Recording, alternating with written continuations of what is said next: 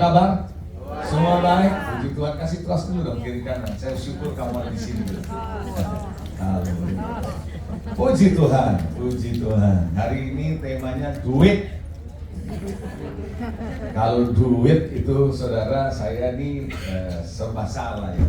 Karena saya ini banyak bicara soal uang. Ya, karena memang latar belakang saya kan bankir, sekolahnya keuangan. Lalu dipakai Tuhan banyak menjelaskan soal keuangan. Jadi karena sering bicara soal keuangan, ada orang bertanya, kamu tahu nggak Pendeta Leonardo? Oh, saya tahu juga kalau ngomong begitu dulu. Nggak enak tuh, kalau udah begitu tuh nggak enak kesannya, kan gitu ya. Saya bilang, waduh ini kok jadi negatif gitu, saudara. Oke, saudara, hari ini kita punya tema dalam money trap atau jebakan keuangan. Saudara, banyak tuh orang yang terjebak dalam keuangan di hari-hari terakhir ini. Termasuk orang Kristen. Ada orang Kristen di ruangan ini? Termasuk orang Kristen, saudara, banyak ngalamin jebakan. Jebakan keuangan paling banyak sekarang ini adalah di pinjol. Ada orang gak jadi menikah gara-gara ketahuan pacarnya pinjol.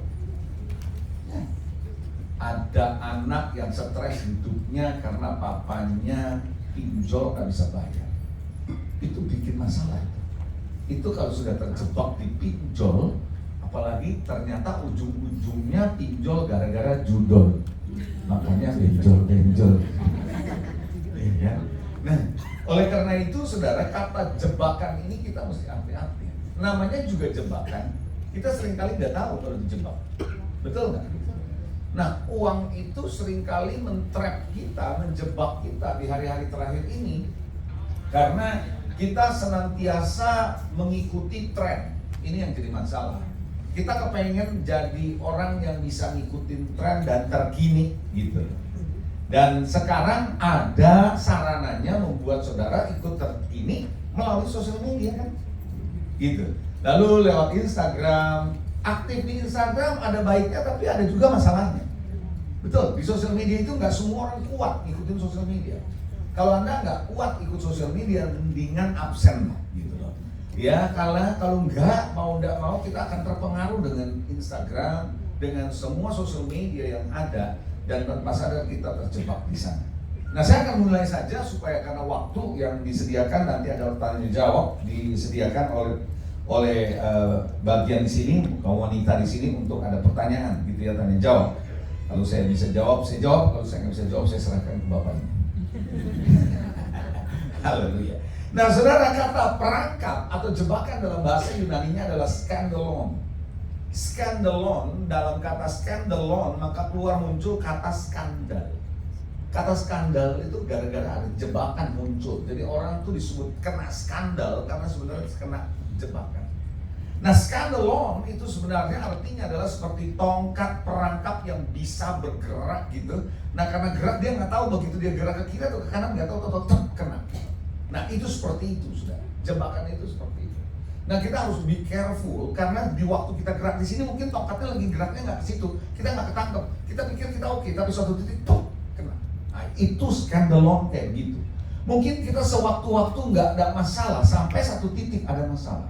Makanya hati-hati dengan kata-kata begini, nggak ada apa-apa kok, nggak masalah kok. Nggak masalah, gini, nggak masalah dengan belum masalah tidak sama. Betul atau enggak? Nggak masalah bukan berarti nggak masalah, nggak ada masalah, enggak. Mungkin belum apa-apa. Sehingga satu titiknya itu akan jadi masalah. Hati-hati ya dengan jebakan ini. Ada satu ayat pertama yang saya mau ajak ibu-ibu sekalian untuk bisa lihat. Roma 14 ayat yang ke-13, karena itu janganlah kita saling menghakimi lagi, tapi lebih baik kamu menganut pandangan ini. Pandangannya apa? Jangan kita membuat saudara kita jatuh. Nah, kata jatuh itu skandalon. Jangan membuat saudara kita jatuh atau tersandung. Membuat saudara kita terperangkap. Itu artinya apa? Paulus sedang bilang hati-hati. Kita pun bisa jadi perangkap buat orang lain. Sebagai orang percaya, kita bisa membuat orang tersandung lewat perilaku, lewat perbuatan, lewat kata-kata, bahkan lewat pelayanan kita bisa membuat orang tersandung. Ya, nah oleh karena itu hati-hati yang namanya jebakan. Nah, jebakan yang paling banyak di hari terakhir ini adalah jujur kita ngomong jebakan keuangan.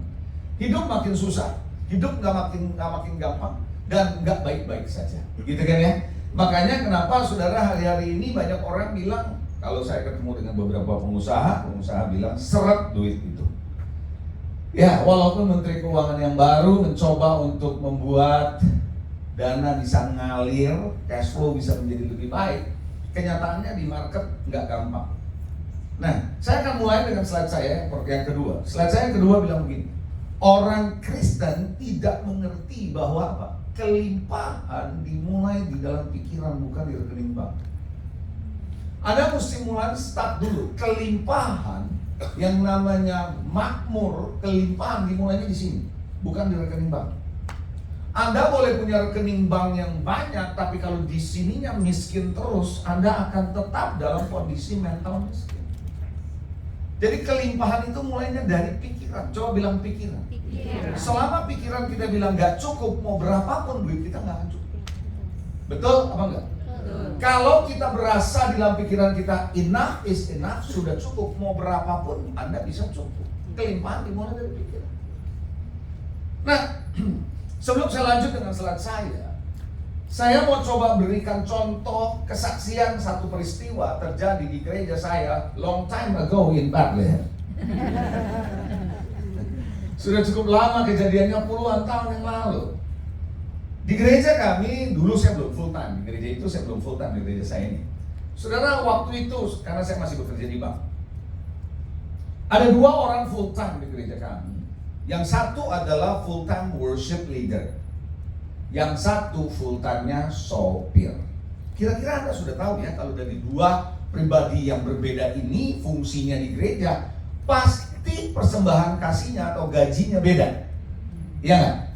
Pasti tebakan saudara pasti tahu lah ya, yang lebih kecil yang mana? Sopir. Pasti. Yang paling lebih kecil sopir. Betul, itu wajar karena fungsi dan peran tanggung jawab. Tapi yang menarik adalah begini, setiap kali gajian yang namanya worship leader ini 2 minggu kemudian datang lagi ke bendahara kasbon. Habis itu kasbon. Kalau ditanya bilangnya nggak cukup. Kasbon terus-terusan tiap kali begitu. Pokoknya patternnya jelas. Gajian bayar dia punya kasbon, nanti 2 minggu kasbon lagi, gitu aja terus. Saya yakin kalaupun dinaikin tetap aja nggak cukup. Kenapa? Gaya hidupnya nggak tahan, saudara. Orang yang saya sering sebut gaya hidup yang hidup gaya.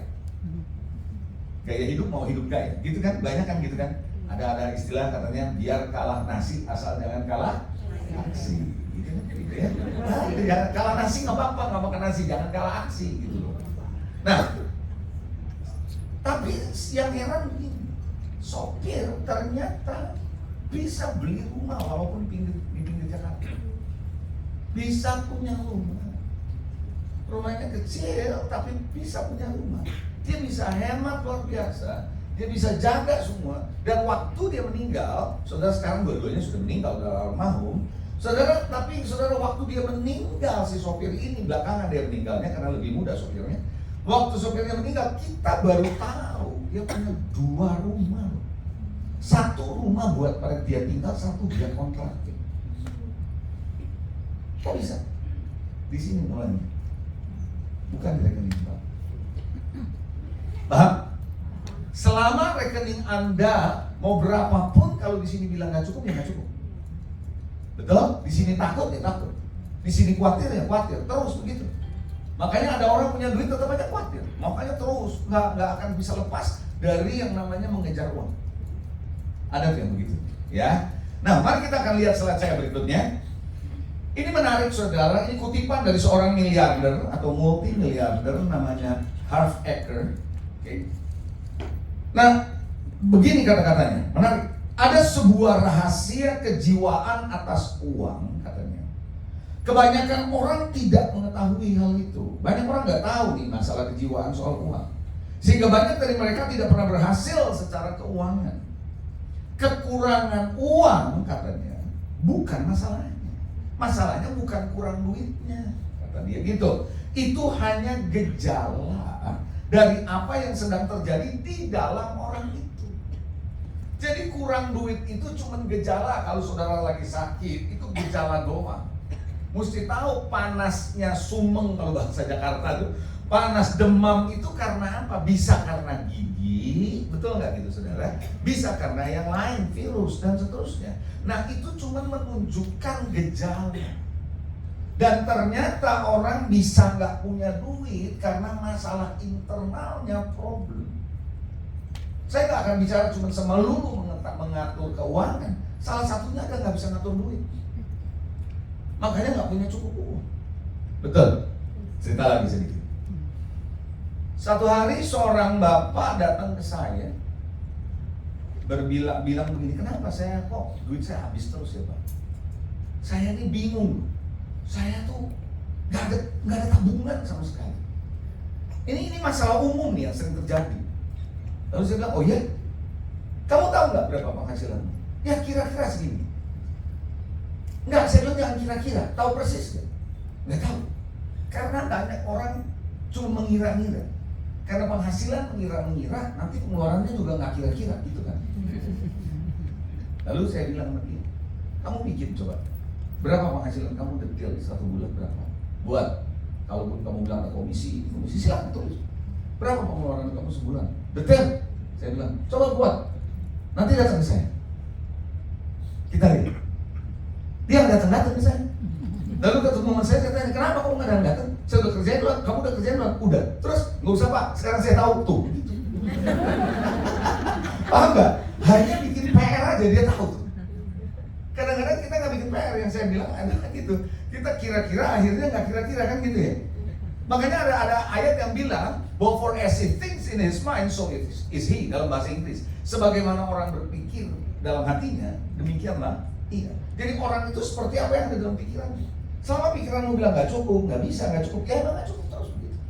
Dan Anda akan khawatir terus hidup. Dan jangan heran orang dikejar-kejar duit dan mengejar-ngejar uang. Halo? Sampai sini jelas? Nah, bagaimana kita langsung aja kita masuk, bagaimana saudara dan saya bisa menghindari jebakan keuangan. Karena jebakan keuangan itu macam-macam, investasi, ya. Kemarin itu waktu di masa Covid itu banyak loh yang kena investasi bodong, ya. Lalu kemudian ikut karena diajak teman. Biasanya tuh yang ngajak tuh orang yang kita bisa percaya. Kalau kita nggak percaya mah bisa. Biasanya kan orang gampang tertipu karena kita percaya sama orang itu, gitu ya.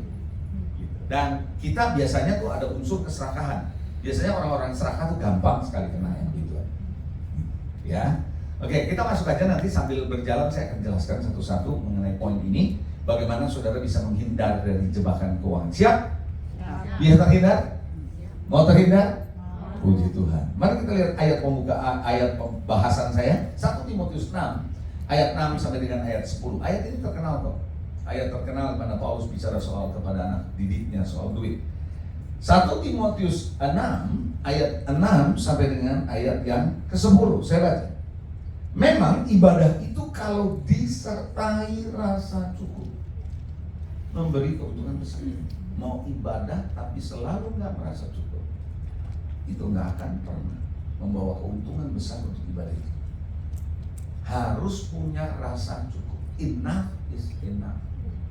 Kecukupan itu yang menentukan saudara. Ya, lanjut. Sebab kita tidak membawa sesuatu apapun ke dalam dunia dan kita pun tidak membawa apa-apa keluar. Anda lahir nggak ada yang tiba-tiba pakai gelang di tangannya. Nggak ada. Nggak ada yang lahir bawa apa-apa, lahir telanjang, pulang telanjang, cuma dipakai baju, kan begitu ya. Nah Bapak Ibu Saudara nggak ada apa-apa. Lalu dibilang begini, asal ada makanan dan pakaian cukup. Rasul Paulus ini luar biasa dengan inspirasi Holy Spirit. Roh Kudus mengatakan bahwa hidup saudara kalau mau terus berjalan sebenarnya asal ada makanan, asal ada makanan, asal ada pakaian udah cukup. Nah kecukupan itu dari situ sebenarnya dimulainya. Tapi mereka yang ingin kaya terjatuh ke dalam pencobaan, ke dalam jerat. Coba bilang jerat. Inilah jeratnya. Karena saudara di sini bilang ingin kaya, apalagi ingin cepat kaya. Terjatuh ke dalam pencobaan, ke dalam jerat, dan ke dalam berbagai-bagai nafsu yang hampa, yang mencelakakan, yang menenggelamkan manusia ke dalam keruntuhan dan kebinasaan. Karena akar dari segala kejahatan adalah cinta uang. Bukan uangnya, tapi cinta uangnya. Sebab oleh memburu apa? Yang diburu apa? Uang. Hari-hari ini orang memburu uang lebih daripada memburu Tuhan. Bukan Tuhan yang diburu, bukan Tuhan yang dilayani, tapi uang yang dilayani. Nah, di sini dikatakan sebab oleh memburu uang lah beberapa orang, memang nggak semua, dibilang beberapa orang, dia bilang telah menyimpang dari iman dan menyiksa dirinya dengan berbagai-bagai luka. Jadi mereka yang cari gara-gara. Jadi kita bisa jadi masalah, kita terjerat karena kita sendiri yang cari gara-gara. Karena kita berpikir jawaban atas hidup ini adalah apa ini? Kalau ini apa? Ini apa? Jangan digesek-gesek, itu lain lagi tuh. Kalau digesek-gesek ini, digesek-gesek jadi beda. Kalau begini, love. Kalau begini, love of money, kan begitu. Nah, jadi kadang-kadang kita tidak menyadari, kita berpikir duit itu lebih penting dari Tuhan. Saudara harus tahu begini ya, saya kasih coba Anda ilustrasi begini. Waktu kita lahir, kita nggak bawa apa-apa. Setuju? Waktu kita mati, kita nggak bawa apa-apa juga. Betul? Tapi selama kita hidup nih, di sini nih, jalani hidup dari lahir sampai mati nih, bisa punya apa-apa ya? Bisa beli rumah, bisa beli mobil, betul nggak? Pertanyaan saya, yang membuat kita bisa beli rumah, beli mobil, itu apa? Hah? Hidup yang diberikan oleh Tuhan. Loh, kalau kita mati emang bisa? Jadi sebenarnya uang itu adalah hasil dari hidup, bukannya uang yang bikin kita hidup. Kayaknya nggak nangkep. Hidup yang dari Tuhan yang bikin kita bisa menghasilkan uang, bukan uang yang membuat kita hidup. Dunia membalikkan itu supaya saudara percaya duit yang bikin Anda hidup. No, Tuhan yang bikin Anda hidup. Karena hidup yang dari Tuhan, ada keterampilan, ada kemampuan berpikir, itu yang bikin saudara punya duit. Betul? Jadi bukan duit jawaban atas hidup ini. Kalau kita berpikir duit adalah jawabannya, masalahnya di pikiran kita. Jadi kurang duit itu cuma gejala. Masalahnya di cara berpikir kita salah. Ibu-ibu, cara berpikir kita harus berubah. Coba bilang saudara-saudara ini, cara berpikirmu harus berubah. Terutama dalam konteks soal duit. Karena banyak orang belajar soal duit bukan dari Alkitab, tapi dari orang luar sana yang nggak kenal tuh. Halo? Sampai sini jelas ya? Mari kita melihat poin-poin apa saja yang perlu Anda perhatikan. Yang pertama, kalau Anda mau menghindari dari jebakan keuangan, yang pertama Anda harus miliki jati diri yang benar. Nah, rasa takut banyak orang hari ini bukan takut sama setan. Bukan takut sama masalah, bukan, tapi takut akan ketinggalan zaman, FOMO, fear of missing out. Kita takut sekali nanti dianggap kita nggak tahu, nggak ngerti tren. Tahu FOMO ya? FOMO itu yang bikin banyak orang akhirnya mau ikut-ikutan supaya tidak kelihatannya ketinggalan. Jadi memaksakan dirinya untuk ikut-ikutan dan akhirnya hancur. Nggak punya duitnya, lewat pinjol. Sekarang pinjol itu kan luar biasa, ya asal ada KTP aja. Nah ini jadi masalah. Hati-hati, karena kita sedang membangun persepsi tentang diri kita atas dunia ini. Karena kita nggak punya jati diri yang benar. Kalau kita punya jati diri kita dalam Tuhan, kita tahu bukan dunia yang menilai kita, tapi Tuhan yang menilai kita. Apa yang ada dalam hidup kita di hadapan Tuhan itu lebih penting. Kalau Anda membaca cerita di Alkitab, ada seorang bernama Yefta. Yefta ini anak pelacur, tapi Tuhan manggil dia bukan anak pelacur. Enggak. Tapi Tuhan panggil dia adalah Yefta, engkau adalah pahlawan yang gagah perkasa.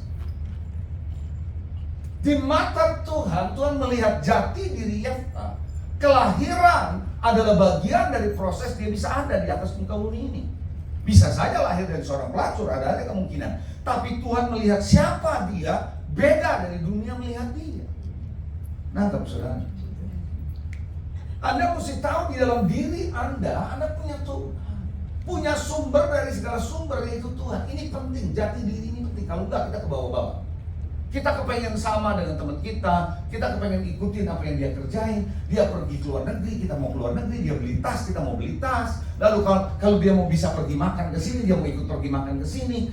Ternyata Anda tahu itu bukan bagian anggaran kita gitu. Itu kenapa? FOMO. FOMO karena apa? Gak punya jati diri. Halo, amin.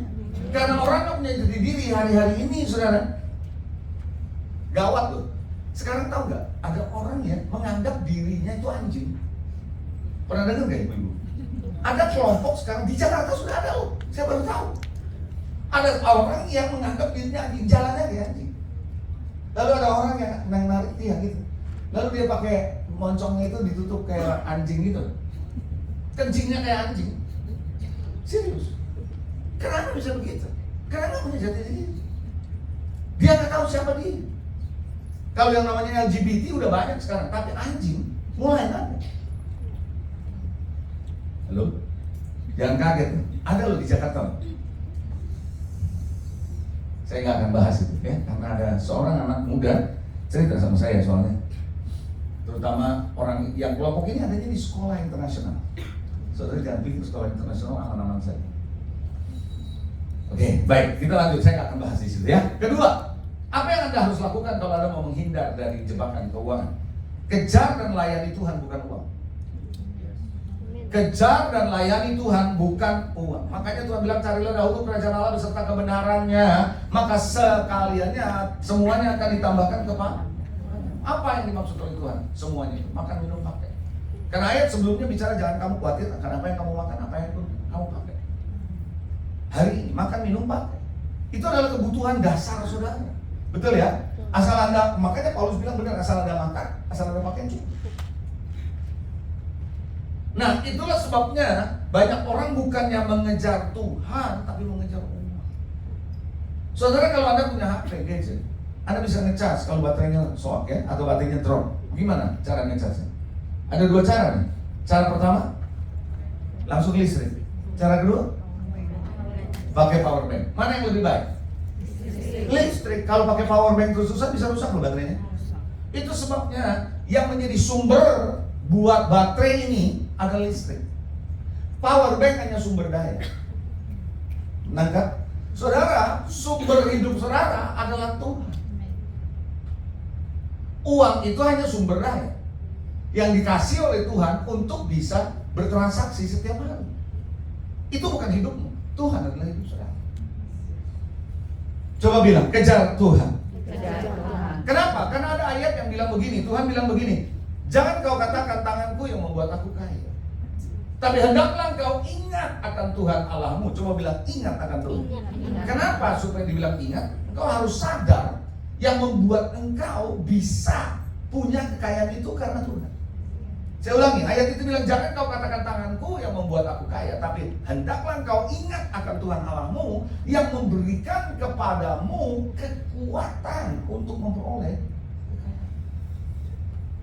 Yang membuat saudara bisa mengumpulkan sumber daya keuangan, itu karena Tuhan sumbernya.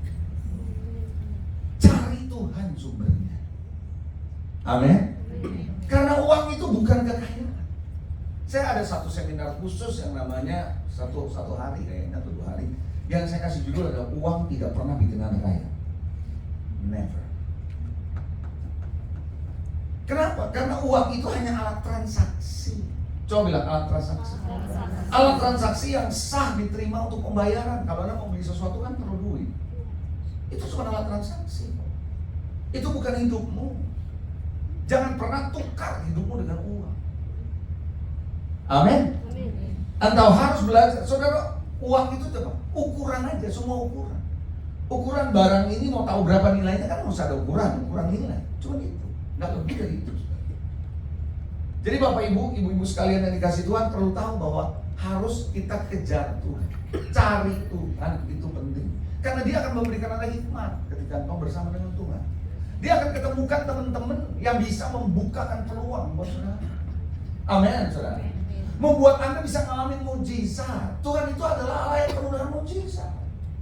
Di saat Anda tahu nggak ada jalan, dia bisa buka jalan. Yang bisa buka jalan siapa? Tuhan. Makanya Tuhan bisa buka jalan di saat tidak ada jalan. Ya, ada lagu Don Juan kan gitu. God will make a way when there seems there's no way. Betul? Ketika nggak ada jalan, Tuhan buka jalan.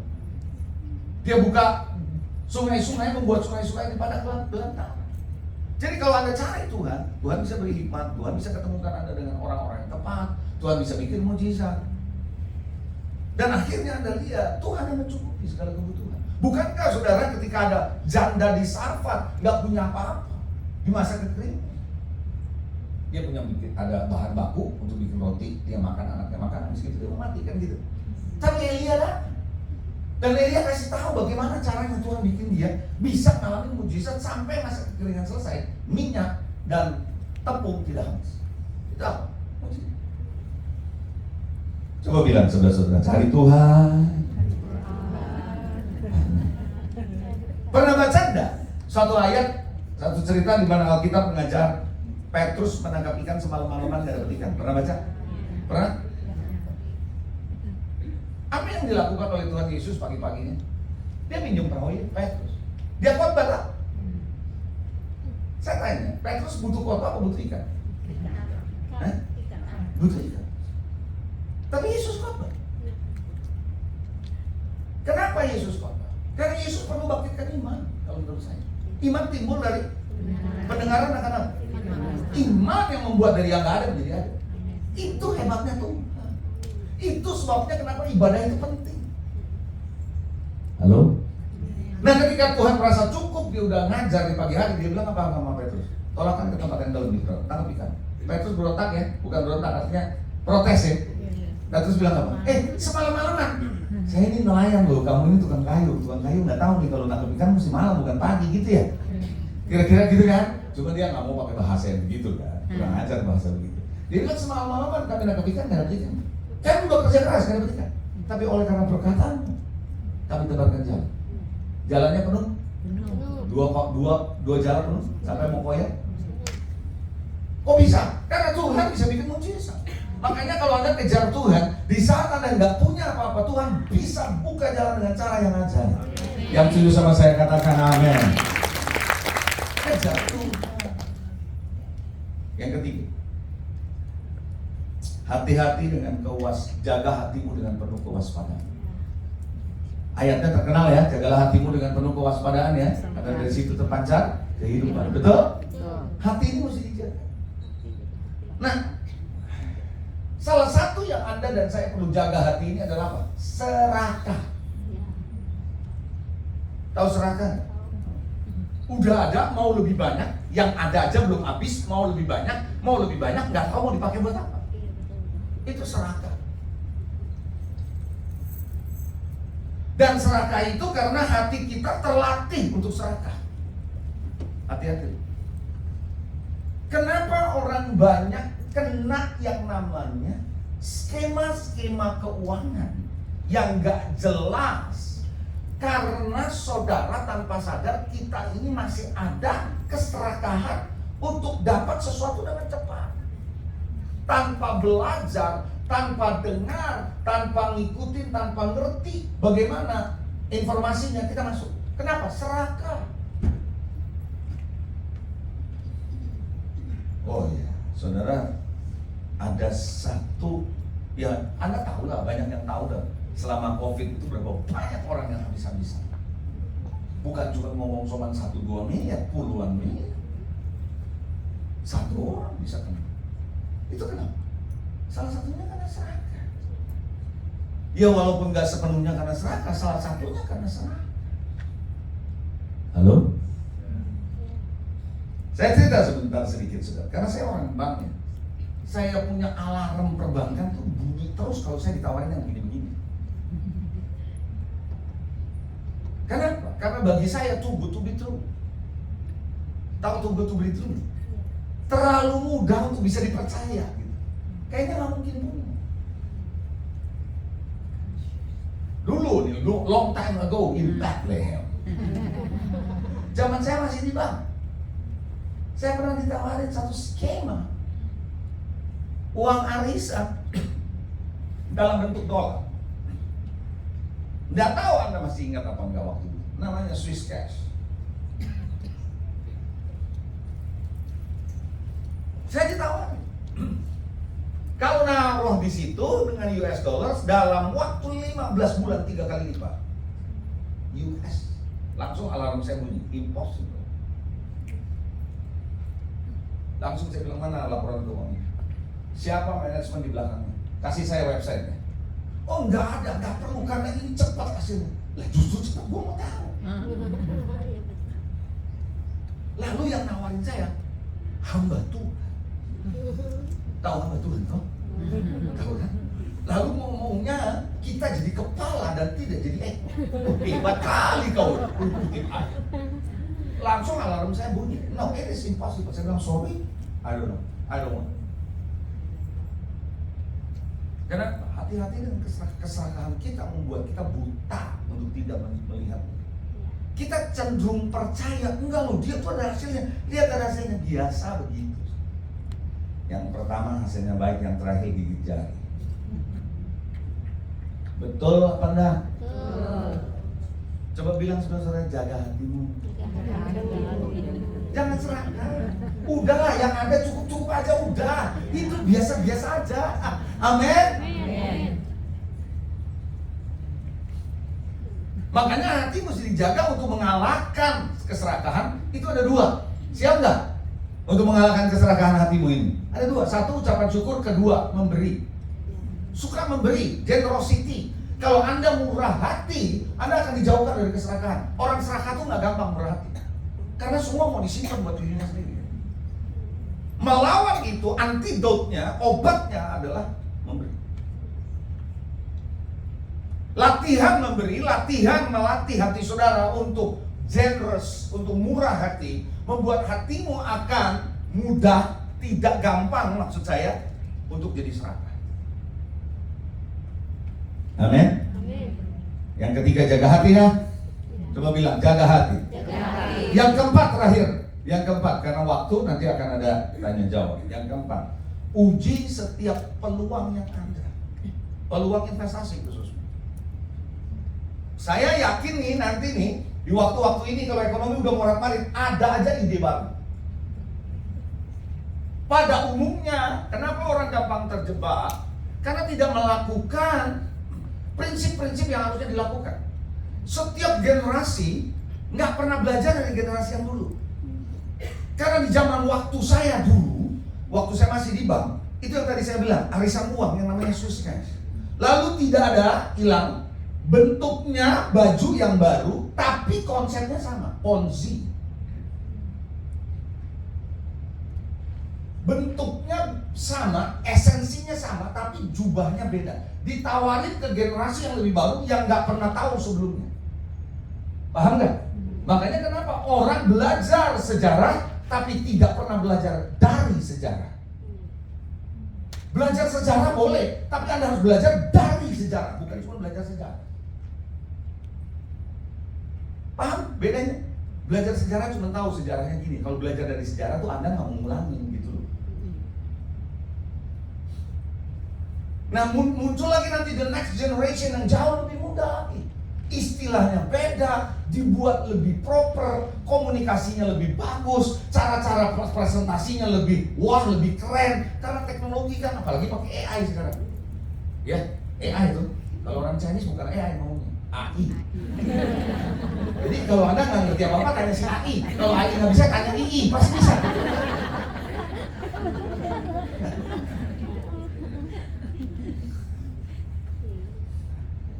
Nah, kenapa? Karena nggak melakukan prinsip. Jadi tiap kali generasi ada lagi, Anda bingung kenapa ada lagi? Karena modelnya baru, gayanya baru, cara presentasinya baru, lebih menarik, lebih fresh, lebih kelihatan apa ya? Masuk akal. Tapi isinya sama. Buat saya tahu ini isi sama. Beda baju, hati-hati saya. Tapi orang nggak percaya, itu kan bapak zaman dulu. Iya, coba aja. Kalau udah masuk baru, iya kenapa gue nggak ikut? Dari dulu gue udah bilang, lu belajar sejarah tapi tidak pernah belajar dari sejarah. Uji setiap investasi yang ada. Pelajari, jangan terlalu percaya dari omongan orang. Heran kadang-kadang orang Kristen tuh, ada orang Kristen di sini. Lucu orang Kristen. Kalau pendeta yang ngomong, kalau firman yang ngomong, gak gampang percaya. Heran saya. Tapi kalau ada teman yang ngomong, cepet bener percaya. Ada sesuatu yang gak beres. Apa kita evaluasi enggak? Setiap informasi yang ada, kita pelajari. Amsal 13 ayat 16 bilang begini sebagai ayat penutup. Orang yang cerdik bertindak dengan pengetahuan. Dia harus punya pengetahuan dulu sebelum dia bertindak. Itu cerdik. Tapi orang bebal itu membeberkan kebodohannya. Kelihatan gitu loh, dia bodoh banget, gampang ketipu. Bebal itu. Tapi kalau orang cerdik itu dia bergerak dengan pengetahuan. Makanya orang kayak gini gak gampang ketepu. Tahu ketepu? 4 hal ini aja kalau Anda lakukan, saya sangat percaya. Ya karena waktu ya. Karena sebenarnya ada lagi yang kelima yang lebih seru, tapi nanti aja. Karena kita akan menjawab. Ya, oke? Berapa banyak belajar hari ini untuk bisa terhindar dari yang namanya jebakan keuangan. Tuhan Yesus memberkati kita semua. Ya, karena ada waktu masih ada, saya akan persilakan mungkin 1, 2 pertanyaan atau 3 pertanyaan maksimal.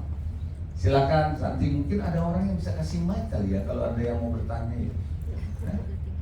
Oh, udah langsung. Oke, saya baca. Bagaimana respon kita terhadap teman yang minta pinjaman uang? Sedangkan kita lihat lifestyle-nya yang cenderung konsumtif. Anda sudah tahu dia konsumtif. Terus dia mau minjem duit, dikasih gitu. Jangan. Jangan. Itu udah jelas. Harus katakan tidak. Jadi kita harus belajar di satu titik, we have to learn to say no ke orang. Ya, kecuali orang itu memang kita tahu hidupnya susah dan sebagainya. Karena gini, Anda harus bisa bedakan mana kebutuhan dan keperluan kita dengan mana yang menjadi keinginan.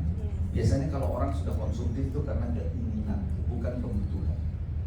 Allahku mencukupi segala keperluanmu. Yesus Tuhan bertanggung jawab atas kebutuhanmu. Tapi untuk keinginanmu yang tanggung jawab kamu sendiri. Oke, jawaban saya itu. Next. Gimana caranya supaya ibu-ibu kayak kita tidak terperangkap dengan investasi bodong? Tadi saya udah bahas ya. Poin yang ketiga itu ya. Saudara jangan yang keempat itu jangan sampai saudara gampang investasi.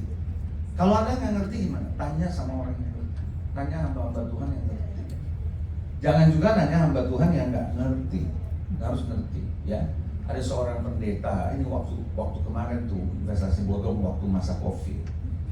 Ini ada cerita nih, kisah nyata di Indonesia Timur. Ada gereja, seorang pendeta, penghasilan persembahan merosotnya tajam. Apa yang dia lakukan? Dia diiming-iming dengan investasi bodong. Lalu seluruh uang jemaat, dana gereja dia masukin. Habis, stres. Itu kalau nggak gila aja udah baik. Hati-hati. Kenapa? Karena kita nggak tahu, kita percaya sama teman-teman bilang, ini gua ada hasilnya. Biasanya kalau yang nama arisan kayak gitu, yang pertama dapat dulu, yang terakhir kena gigi jari dan habis-habisan. Saudara tahu nggak? Ada satu yang dulu yang permainan yang paling berbahaya di antara orang-orang mafia itu namanya Russian roulette, roulette Rusia. Itu pistol yang cuma diisi 1 peluru diputar gitu, nggak tahu tuh mana yang kosong mana yang isi. Itu bisa tukeran, dor kosong puji Tuhan, satu lagi dor kena mati. Nah itu namanya Russian roulette, karena kita nggak pernah tahu ya. Yang namanya investasi itu kelihatan memang awalnya dia baik-baik saja, lalu kita ikut. Hati-hati. Gini lah. Kalau buat saya, lihat secara prinsip keuangan masuk akal.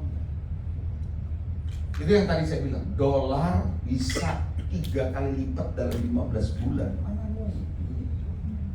mungkin? Rupiah aja susah untuk segitu. Rupiah aja sekarang berapa persen sih?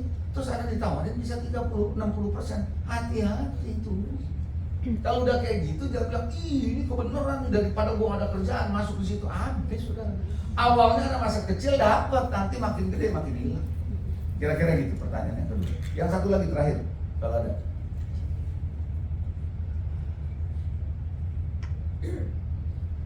Shalom Pastor, mau bertanya, ada yang pernah berkata Tuhan tidak memanggil kita untuk jadi orang biasa-biasa saja? Apakah hal ini bukan terkait keuangan? Dan jika kita mengejar keuangan karena punya kebutuhan keluarga, apakah boleh? Saudara, Alkitab berkata barang siapa yang tidak kerja dia jangan makan. Waktu manusia pertama diciptakan Tuhan di Taman Eden ditaruh. Ingat, Tuhan taruh di Taman Eden. Jadi setiap pria harus tahu Eden harus jadi nomor satu. Eden itu hadirat Tuhan. Setelah hadirat Tuhan baru ada kerja. Kerja bukan kutukan. Kerja bukan kutukan. Jadi yang namanya memenuhi kebutuhan rumah tangga, ya setiap orang harus kerja, khususnya pria. Kerja untuk bisa menghasilkan keuangan. Nah, yang disebut kita dipanggil untuk tidak menjadi orang biasa-biasa, dalam konteksnya bukan duit. Konteksnya bukan duit mah efek. Tapi konteksnya kita dipanggil bukan menjadi orang yang biasa-biasa dalam artian normal, dalam artian rata-rata. Tapi kita dipanggil sesuai dengan panggilan kita. Tuhan mau kita menjadi maksimal di dalam rencananya, bukan soal duitnya. Tapi rencana Tuhan dalam diri kita harus jadi maksimal. Apa yang Tuhan pakai dalam hidup kita maksimal. Kalau kita dipanggil jadi guru, jadilah guru yang maksimal. Kalau kita dipakai oleh Tuhan dalam konteks untuk bisa memberi perhatian, peduli sama orang, pakai itu untuk maksimal. Bukan soal biasa-biasa, karena kita gini, kita terpengaruh soalnya sama orang-orang dunia yang gak kenal Tuhan, yang gak ngerti firman Tuhan, ngomongnya begitu.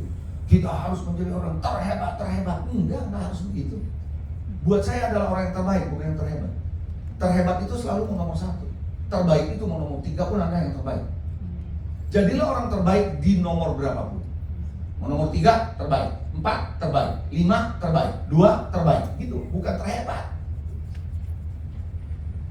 Jadi pertanyaan ini bahwa Tuhan memanggil kita menjadi orang biasa dalam konteks apa? Kalau dalam konteks panggilan Tuhan, rencana Tuhan, ya kita tidak boleh menjadi orang yang udahlah gini aja. Enggak, kita harus belajar untuk bisa menjadi maksimal. Itu jelas. Tapi dalam hal mengejar uang, kita bukan mengejar uang, tapi mengejar Tuhan. Dalam mengejar Tuhan bukan berarti kita nggak kerja, kita perlu kerja. Kalau nggak kerja jangan makan. Paulus sudah bilang begitu, jelas ya. Saya kira itu ya. Itu adalah pertanyaan yang ketiga. Mungkin satu lagi kalau boleh, saya buka kalau masih ada. Kalau masih ada, satu lagi masih ada. Oke, habis itu kita tutup. Kalau diterusin banyak pertanyaan. Kalau soal duit sih seru sudah. Pasti pertanyaan banyak. Coba kalau karakter, banyak yang nanya kalau karakter. Orang Kristen perlukah menabung dan berinvestasi? Kalau perlu berinvestasi, paling bagus investasi di mana untuk pemula? Berapa persentase yang disisihkan untuk investasi, sedangkan masih ada bills dan tanggungan? Mantap kan? Luar biasa ibu-ibu yang di sini. Perlu nggak nabung? Sangat perlu. Sangat perlu. Ada orang bilang begini, kalau orang nabung berarti kamu nggak punya iman. Hah? Maksud lo apa sih? Ya kalau kamu nabung kan nggak percaya kamu tentang masa depan.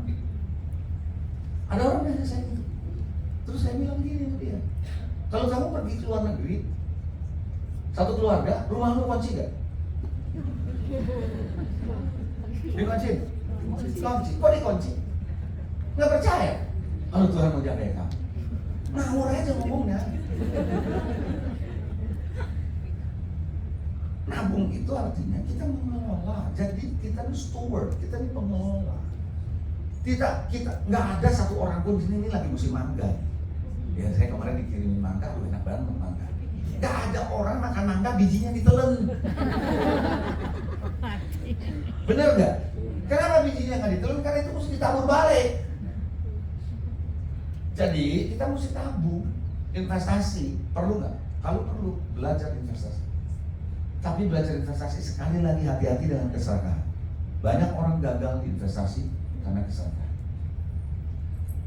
Saya mungkin sekarang tahun berapa? 2025, mungkin 15 tahun yang lalu, tepatnya di 2010 ya sebelum 2010 saya ada satu modul kelas saya buat, yaitu menyingkapkan misteri Babel, keuangan Babel, dan menjadi orang yang diberkati dengan cara Tuhan. Nah, salah satu yang saya bilang waktu itu 15 tahun yang lalu adalah kamu perlu konversi rupiahmu ke emas. Pada nggak mau dengerin, nggak percaya. Emas berapa sih? Berapa naiknya? Waktu saya ngomong 15 tahun yang lalu harga emas baru 120.000 per gram. Sekarang tahu? 2,38 juta per gram kemarin. Nggak tahu kan? 3 juta. Kosong barangnya dihantam ya. Sekarang orang-orang yang pernah ikut kelas saya baru bilang, bener kata pastor. Iya, begitulah. Minimal apa yang diajarin emak-emak zaman dulu, sisa uang belanja dia beliin emas. Minimal emas itu, minimal emas itu membuat uangmu tidak jatuh, untuk menahan daya belimu tidak berkurang. Itu minimal di situ emas berfungsi. Bayangkan kalau waktu itu kita nabung 150.000, 160.000, 200.000, kita beli terus. Sekarang berapa aset? Berapa nilai? Dengan 2,3 untuk tembus 3 juta cepat ini. Jadi saya cuma kasih nasihat itu aja yang simpel, ibu-ibu, gak usah terlalu ribet. Kalau mikirin saham kagak ngerti saham, gitu ya. Belajar macam apa keuangan kagak ngerti, gitu ya. Lalu kita main saham ikut-ikut denger orang, gitu ya. Lalu dia keceblos, kita coba keceblos, gitu ya, gitu ya. Bener nggak? Lalu dia jual, kita ikut jual, kita nggak keburu jual, gitu kan ya. Kita telat dapat informasi dia udah jual duluan. Lu masih ada, gua udah jual, ya gua belum jual, harga udah hancur, kan gitu ya. Kecuali Anda ngerti, Anda bisa ikutin, kalau enggak ya jangan, kan gitu. Begitu ya. Jadi saya kira perlu investasi perlu sih kalau dalam belajar. Paling tidak ibu-ibu yang gampang adalah mulai dari emas, koleksi ya. Walaupun sekarang ini nggak gampang loh dapat emas. Tiap hari orang giliran tuh bisa ada, bisa enggak, ada enggak gitu ya. Karena saya kasih sedikit. Ini jarang saya ngomong jujur. Jarang saya ngomong, kecuali di kelas saya. Sekali waktu di tahun 2001 saya kedatangan seorang tamu pembicara, saya terjemahin. Dia adalah mantan pejabat di Federal Reserve di Amerika. Dia sudah keluar, lalu dia bilang, dia buka atas, dia kasih lihat saya. Kamu lihat nih, ada emas batangan, kecil-kecil. Ngapain lu? Saya bilang, you don't know when the economy collapse. Sampai kayak gitu. Terus dia cerita sama saya, kamu ngerti gak IMF? Ini ngomongan dia ya. IMF punya neraca. IMF tahu kan? IMF punya neraca 70, kalau nggak salah 60-70% aset dari neracanya IMF itu tahu dalam bentuk apa? Emas. Kalau IMF tahu, IMF saja udah tahu bahwa emas itu menjadi pegangan buat dia. Kita nggak boleh bodoh, kita jualin, dia yang beli. Oke, saya kira itu aja sih yang saya mau coba kasih pandangan buat saudara. Anda mau percaya boleh, nggak percaya ya silakan. Gitu ya, kira-kira itu aja sih. Saya hanya cuma sekedar memberikan informasi. Oke, mari kita bangkit berdiri, kita datang kepada Tuhan, kita akhiri pada ini. Dan by the way, di depan ada tim saya yang membawa sumber